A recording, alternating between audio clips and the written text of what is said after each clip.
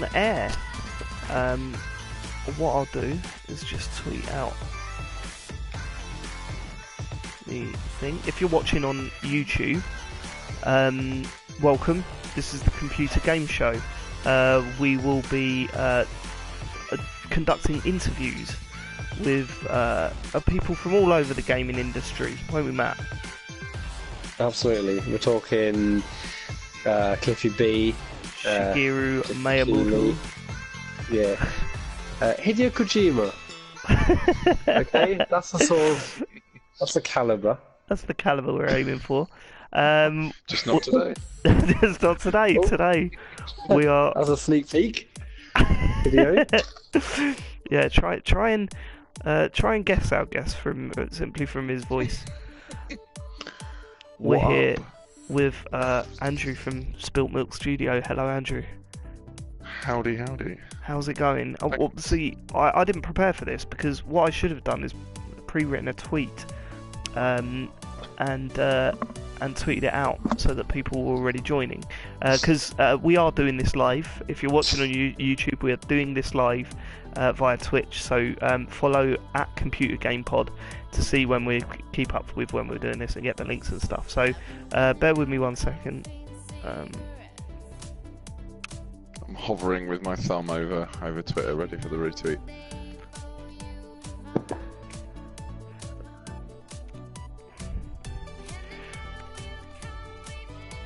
Just don't typo, Dave. I please. can't help it, mate. Matt, do you want to explain what? Oh, I've told you, right? That was embarrassing.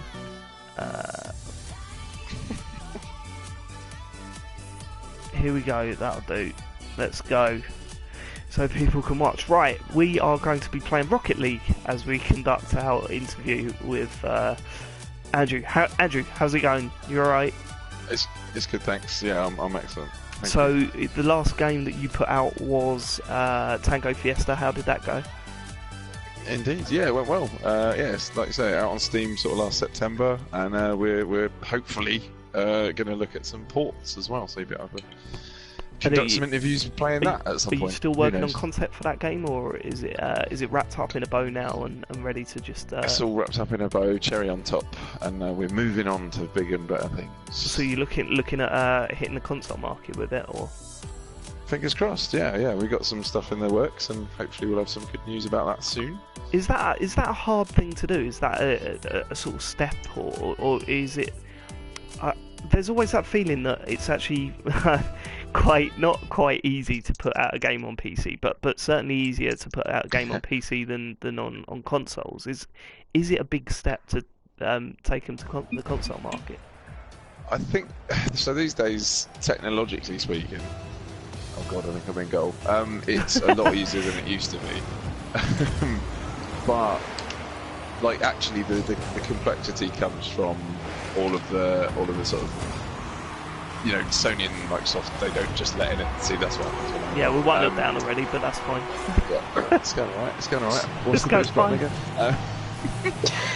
Yeah, there's all these TF sort of requirements, and it's things like the phrasing of the control screens. You can't just say like, "Oh, mash the old Xe and you'll kick the ball." You've got to be like, the icon's got to be the official Xbox icon, and it's got to be. Do they provide like stuff for you to stick in the game to cover that sort of stuff?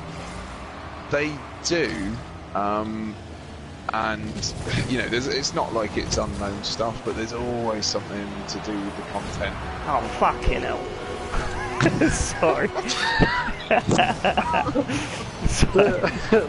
The amazing thing about conducting interviews through Rocket League is that will suddenly just happen. Yeah, just go with it. Just go with it. Yeah. So they provide stuff, and it's not all I know, but like every game's different, right? So it's impossible to get it like through first time. You pay. Well, you don't pay the first sort of submission. They'll check through everything, make sure it's all hunky-dory, but then if you fail that one, then it costs a bit of money to oh really? do again. Yeah. Oh shit, so you've really got to try and get it. Oh, that was so close to being the best save of all time. Watch this. I didn't get anything saved He's for in it, there. but Oh, are you kidding? yeah, that sounds harsh, but I suppose if it's if it's clear what's required, then you know that won't be a problem. Yeah, like unless and these days, you know, it's not like when I'm not old enough to have made games on a SNES or anything, but you know, Nintendo had their like seal of quality and stuff, and you know, some really rigorous rules. But these days, it takes a lot to make something that, in terms of content, they're not going to let you put out. You know, there's a lot of, you know, artistic, interesting stuff out there, and publishers just seem a bit more savvy, I suppose. These guys are good. Yeah, I know. Well, they're not conducting an interview. You don't know that. They might be. They might be. We might have just been done by Shigeru Miyamoto talking about the first level of Mario again. Okay, so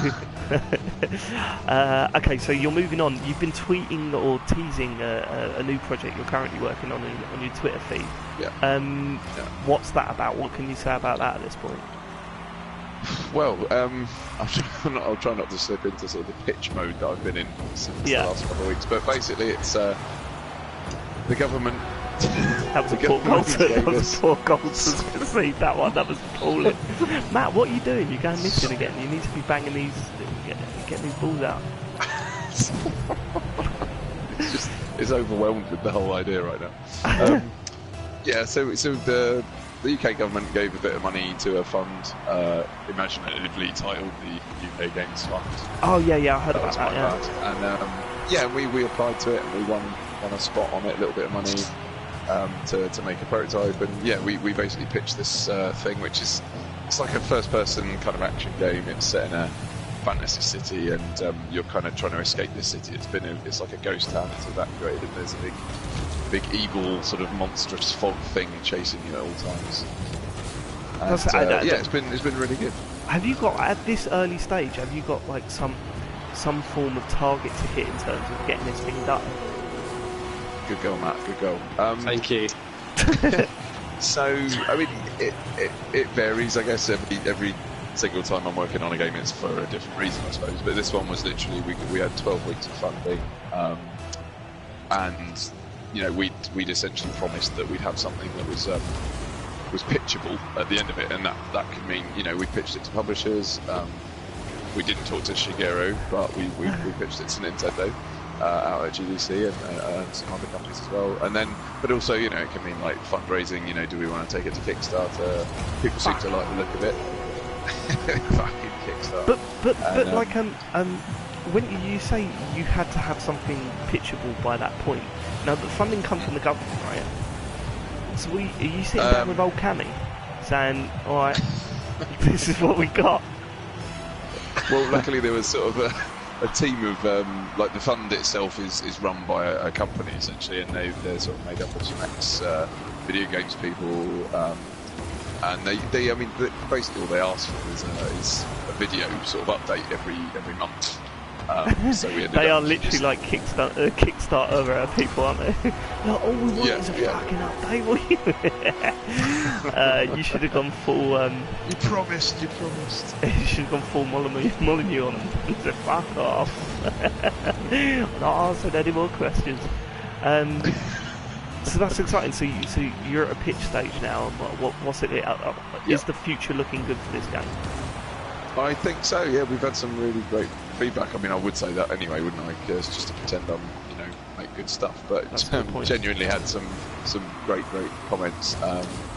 Everybody wants to see more. Nobody's scared of, like, one of the things you always worry about is like the cost of a game. You know, the team making it. You know, we've shipped a game. Matt Murray.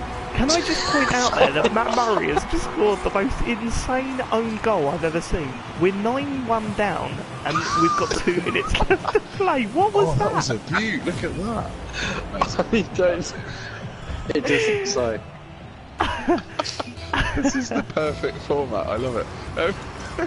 It's oh dear. Yeah. So so we've shipped a game, but it's not exactly like, you know, Tango's good. We're proud of it. People enjoy it, but it's not set the charts off or anything. So like, what is that worth to publishers? You know, how much? There's always a question over how much like that counts for, and it turns out quite a lot. apparently. So that was really nice. What, like people knew the game and responded? Yeah, people knew the game. And the fact we'd shipped anything, frankly, was huge. And the fact that it looked good, it plays well, and stuff is sort of secondary in a way. I mean, I imagine more doors would open more quickly if we'd had a million seller or something as our first game. But, Yeah. But yeah. So yeah, it's been really good, and yeah, people seem to love the art style. We've got an amazing concept artist, and we actually managed to like get quite close with the real-time stuff to the concept art, and that's something we're really proud of. Cool. So awesome. So are you in a bit of a community with the other people who've also secured grants?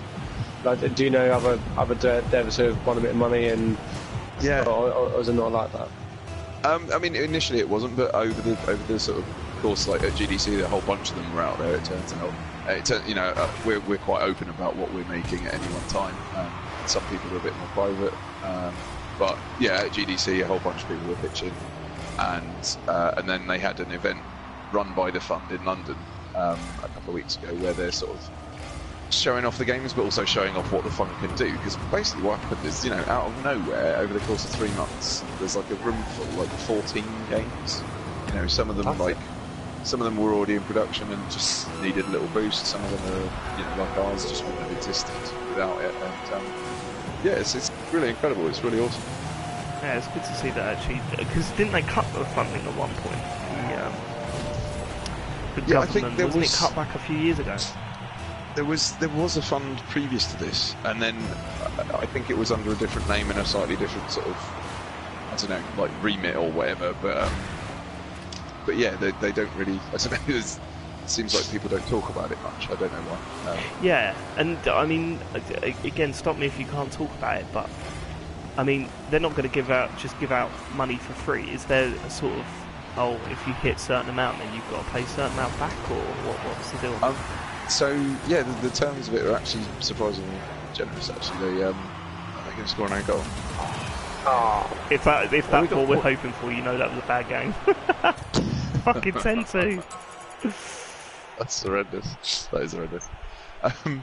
Yeah, like some of the criteria are basically like if the game gets made and goes completely nuts, there's like a bit that's like, well, we'd quite like you to kind of maybe consider investing some of that back into in the future, but other than that sort of fairly optimistic kind of stuff, they're just, hey, you spend the money, you've got to have the money to spend it, you claim it back actually, and it's only for staff costs, so it's like literally just paying people's wages, because that's what they want. They want to create jobs, and yeah, it's been really good. So basically, yeah, that took 5 seconds. Hayukov couldn't believe his fucking luck there. Look, unbelievable. So I mean, what came first, basically? The idea, the concept for this game, or the fact that you applying and then were successful and actually getting the grant? I mean, did you have a small idea, and then when you got the grant, you thought actually maybe it can be this other thing, or what came first? It's going to be a really annoying answer for a lot of people, because we basically had wrapped up on Tango, and we were sort of doing some client work and umming and ahhing about, what should we put our efforts into next. Got a few options, and the fund was one of them, but we only had a week, or was it? No, it was 2 weeks. 2 weeks with the deadline.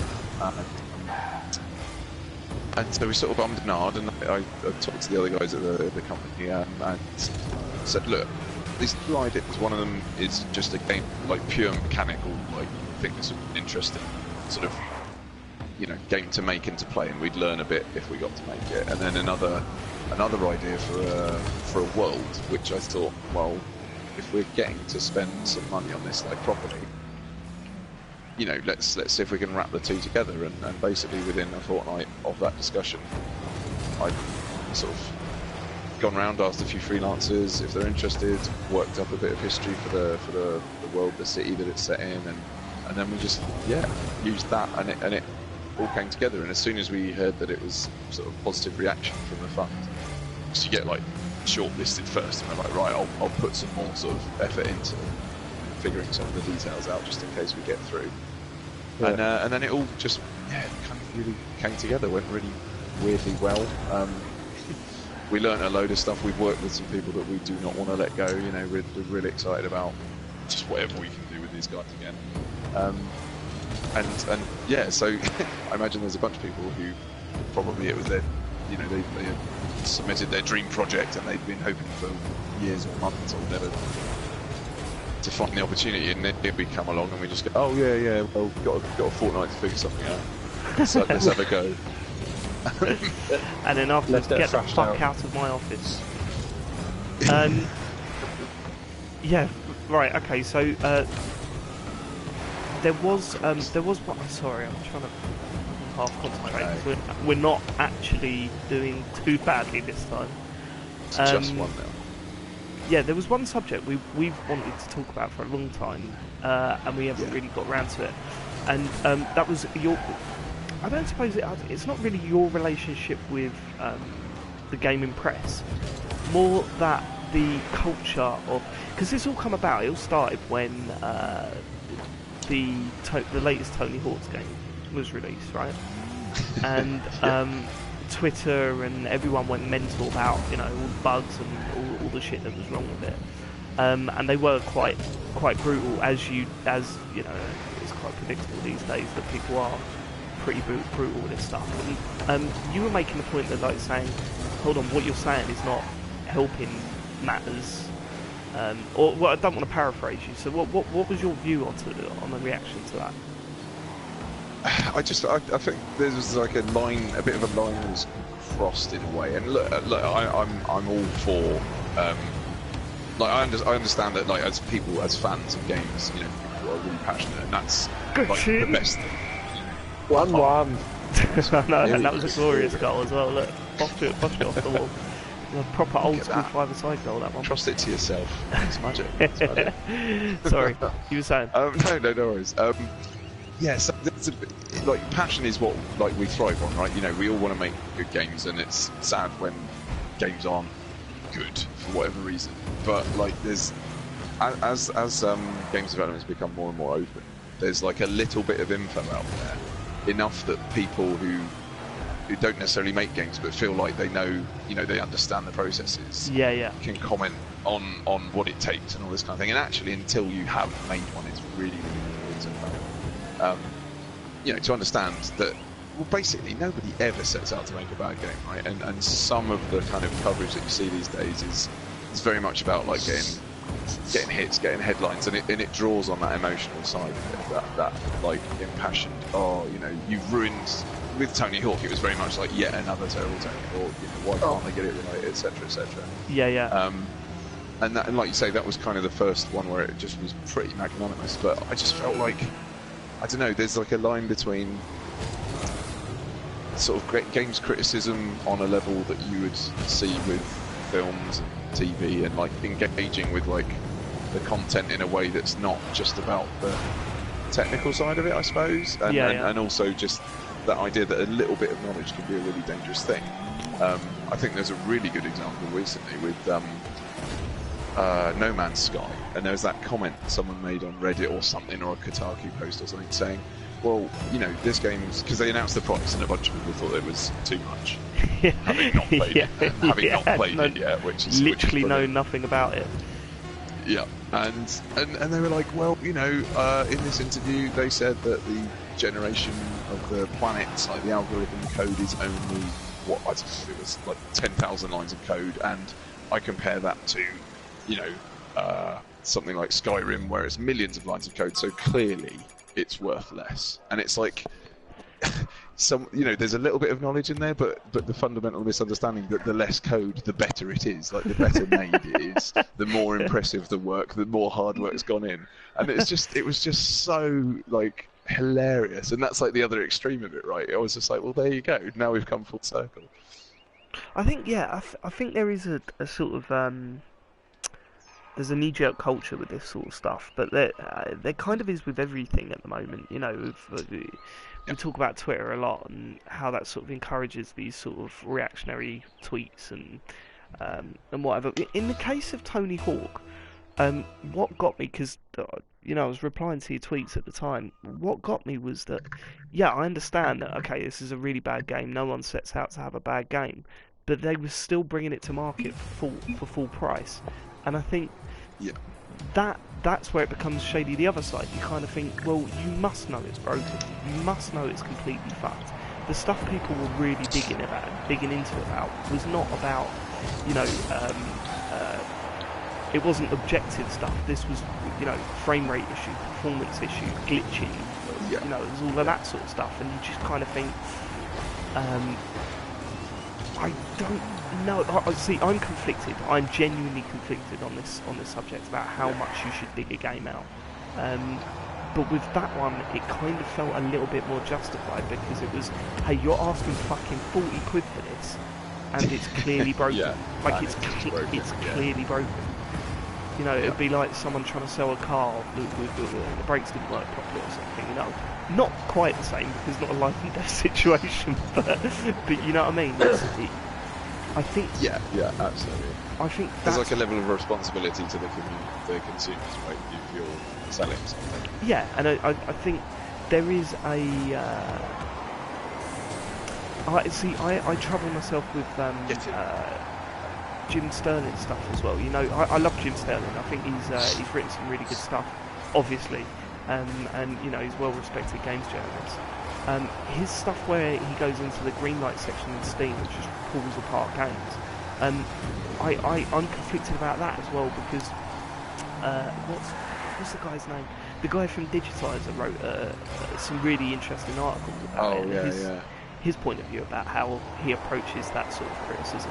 And so I do kind of see the point of, hold on, you can't just pull these games apart, especially with, start-up games like that. You go into them knowing that these are, small-time developers and stuff. But I have trouble sympathising with a game that's asking for full price on several different consoles, knowing that it's clearly bought. Do you know what I mean? Yeah, absolutely. And I guess so. Like, part of my, I completely agree. Like, I think there's a certain element of sort of mean spirit and picking on games that are specifically absolutely in an alpha phase. Like, it's like, okay, it's cheap laughs. That doesn't mean it's not funny, But like, if you're really going hard, it's a bit like, oh, steady on you. But then like I guess on the other side, I feel like Activision are the ones who were more likely to have screwed Tony Hawk up than the devs. Yeah. So, like, even from like down to that decision making of, well, we'll release it. Yeah. Because like, ultimately, if they wanted to spend more money on it, they would.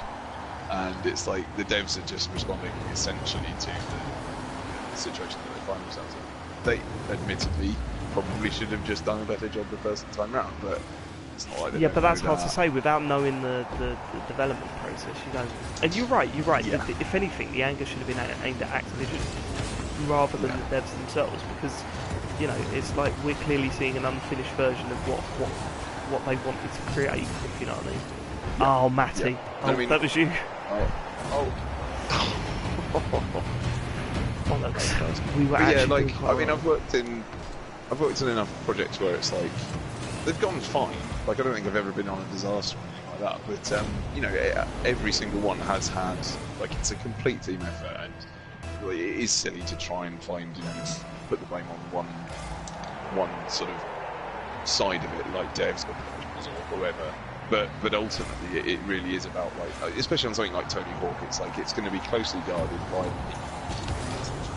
who have, all the info, all the power, all the money, and all the decision-making influence. And it's like they're the ones that should be shouted out a little bit. That would be fairly justified. But do you think it would be? It's because I'm dead, so. Yeah. Do you think it would be more beneficial if publishers were more vocal about this sort of stuff as opposed to hiding it, or going quiet? Because you don't really notice publishers being too vocal when this sort of shit happens. You know what I mean? They sort of just hide away and hope that someone else takes the brunt of it.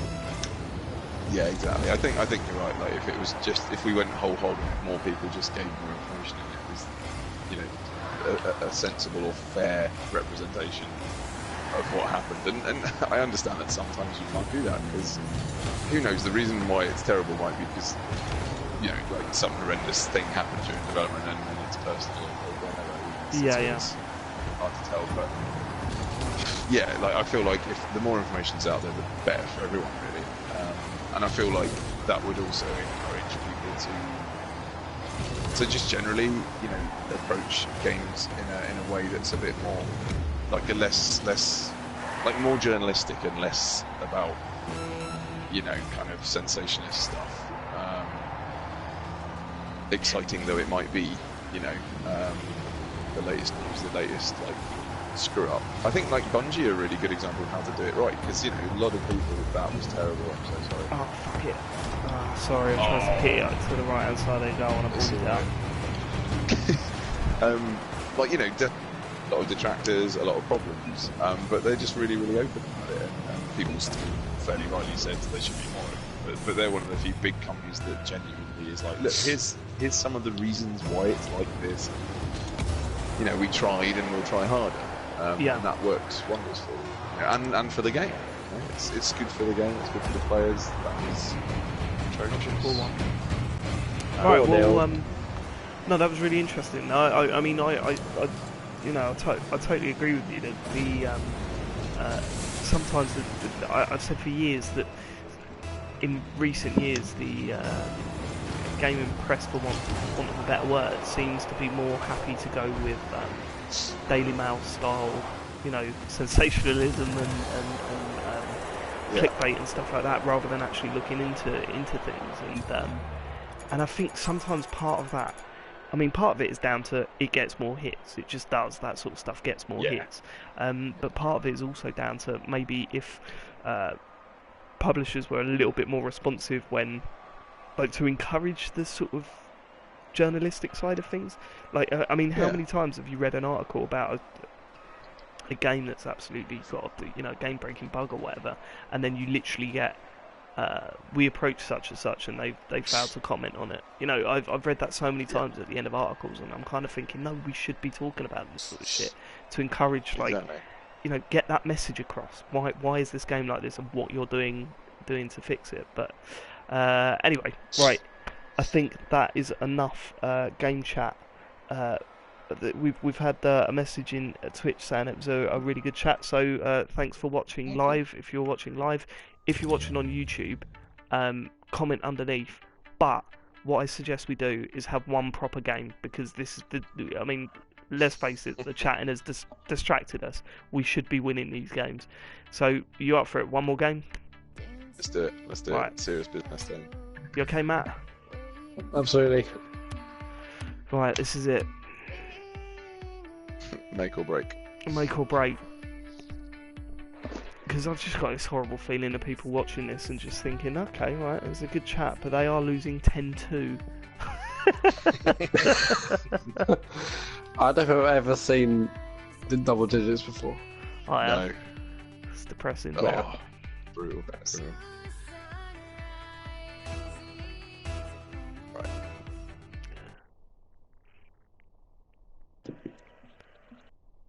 When was the last time you played Rocket League, Andy? Oh, actually, it's probably the last time me and Dave did. So what's that, like 3 weeks John? ago? Was it just us? Yeah. That was such a good night. John was just on form. He was a monster. He's an absolute beast. Got it. It's out. I'm gonna try and cover this on Friday. I just can't. I don't want to stop playing this game now. After starting again on Friday, it's just so good. Have you heard about the DLC that's coming, the basketball mode? Oh, it's crazy. It's just, I can't wait. Yeah.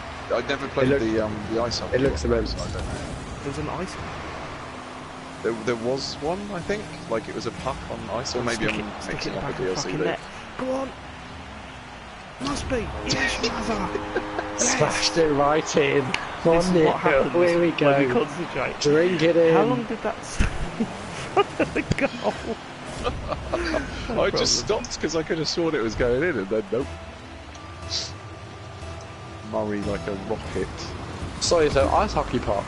Apparently there was one that was a puck or something. What, in no, this? no, in no, Rocket no. League?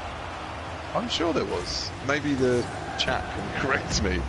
Did you hear about the glitch that happened occasionally on this game where it would spawn 2 footballs in? Oh my god, that sounds amazing. That should just be a mode.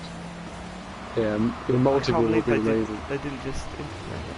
They should do it in normal football. They've been saying it for years. Stick 2 footballs in for just like a charity match or something.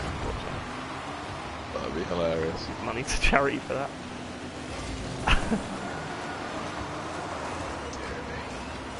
I'm back. I'm in goal. It's all good. Oh fuck it. Oh, that's 1-1. It's all good, boys. We're gonna go away. No way. God. Oh. David seems so close. Right. That's me. No problem. I missed. Right, that's yours, Matty. Take that. David do it. Oh, for fuck's sake. Take it again. 2-1 down in no time. It's alright. Look at that. That was precision and points. He jumps higher. What?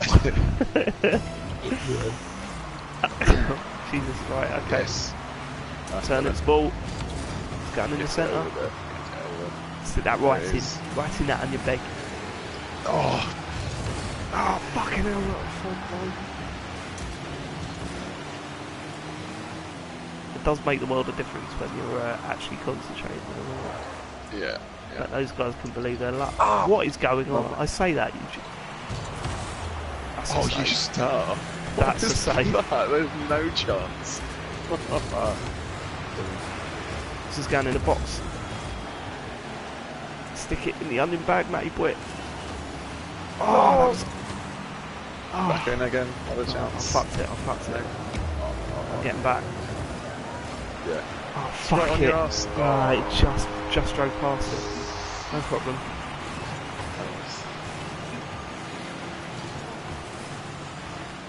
Fucking idiot.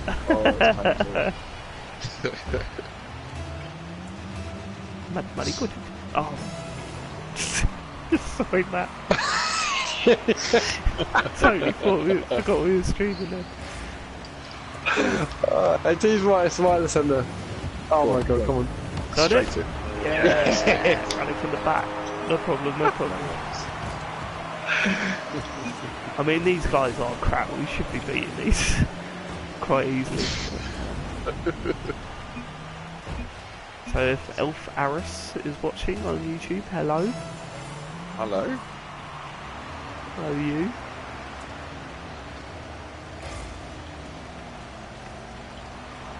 Right, okay, come on, equaliser's coming in. Stick it in. Yeah. Stick it in. Oh. Let's climb the back.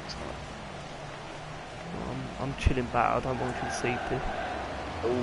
Nail in the coffin. Sure. I'm not going to make that. Shit. Oh, bollocks! I didn't realise I was that far back.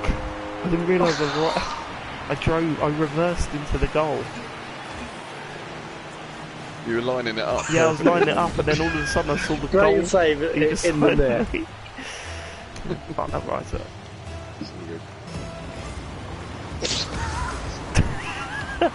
Oh, if I just carried on, I would have been straight in. Oh, for fuck's sake, that was awful. Get in. Right. Someone hoof it up there. Cameron. What? Just Cameron, you spin. what was? That was a nice little I 12. don't think we're any better, lads. Oh, Save, no. save. It's fine, it's Lovely. fine. Dave. That rhymes. Oh, Fucking hell. They call me Dave Save, you know what I mean? Dave saved. Dave the Save. Dave the Save again.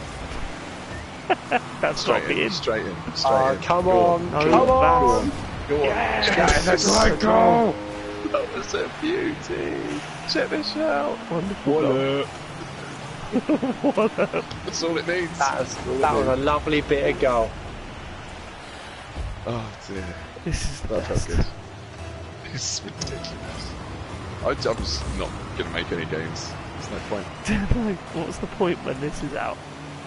I'll just make like shell apps that take you to the page to download this. Yeah. Yeah. It's just like buying a website address and then just redirecting it to the BBC. Yeah, yeah. Just the screen saying, "You mug." Or Click here starting a to- podcast and then just linking it to the computer game show.